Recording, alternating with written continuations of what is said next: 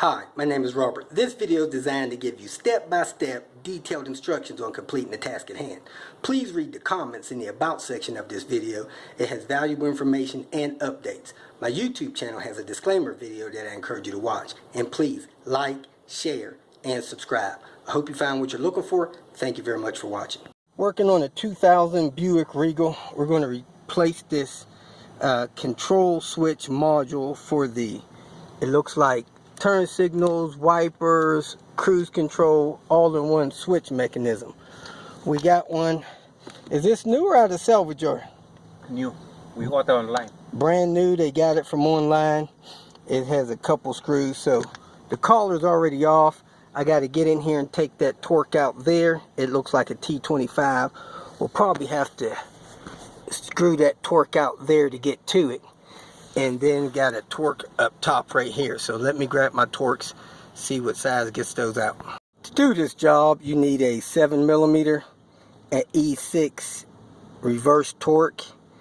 You need a T25, which is a torque, and maybe a couple of small screwdrivers, and your assembly that you could buy offline to get this stuff in there and out. First thing you want to do is pull this handle off. It pulls right out. It just has a little spring latch in there. And then you got two T25s, one there, one there. You take those two out, and then you pop this lower panel off and down. It hooks on the back of the top one. So once you get it to pry down, you push it back and work it out of the bottom. Next, you take this top collar piece off. You got an E6 there and one on the other side. That's a reverse torque. One there, one on the other side. You pull those two screws out. Next, I'm going to take the T25 out this way. A little awkward getting at it. I've never got at it with that other screw in there. So, there it is. Oh, almost had it. Broke it loose, but then it fell out. Let me pull that screw out, then I'll go from there. Taking the screw out the top.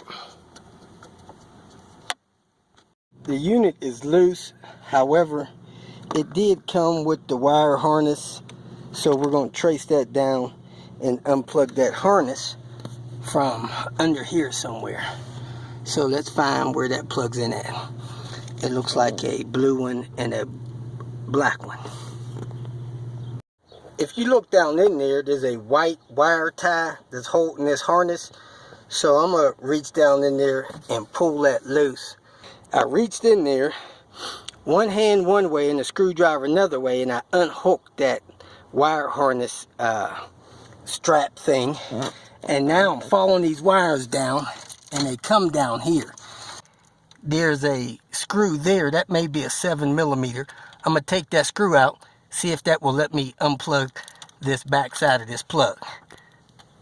I unscrewed the 7mm and it did let me unplug that.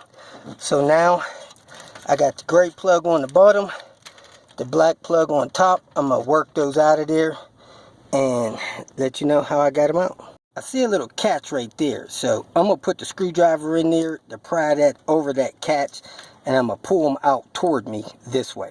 That worked real nice and quick and easy. And there is that side.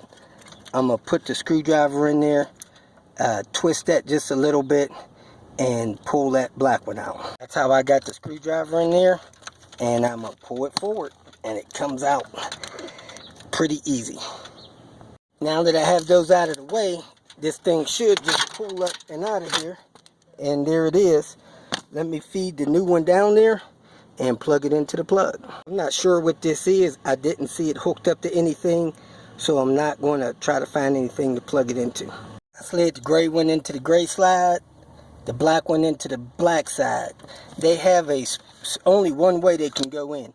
As you see, that side has a channel and that side has a slash. So you can't really put those in wrong. You have to be real talented. That has a slot, that has a channel. So those are in. I'm going to screw that back up there, then work on getting this part up here. I think this is actually working because the hazards are working.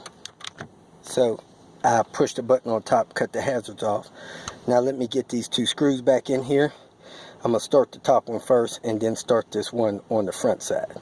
Before I start these screws, I'm going to get these wires back in that harness and reattach that harness. I don't want these wires floating around. I laid the golden egg. I was about to put this screw in on top and it slid and fell down there. So don't let that happen to you.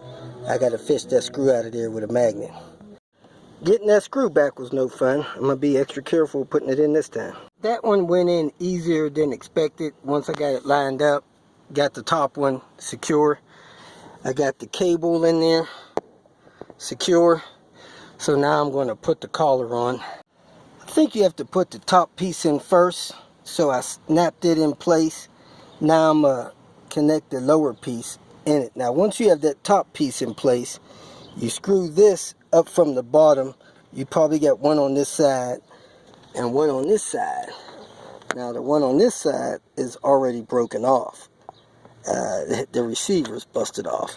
So I'm going to put the one in on the other side. Now this is a E6 to put this back up in there. A E is a reverse torque. So I got the screw sitting in it there, and I'm going to screw it up into there to secure this top piece down. So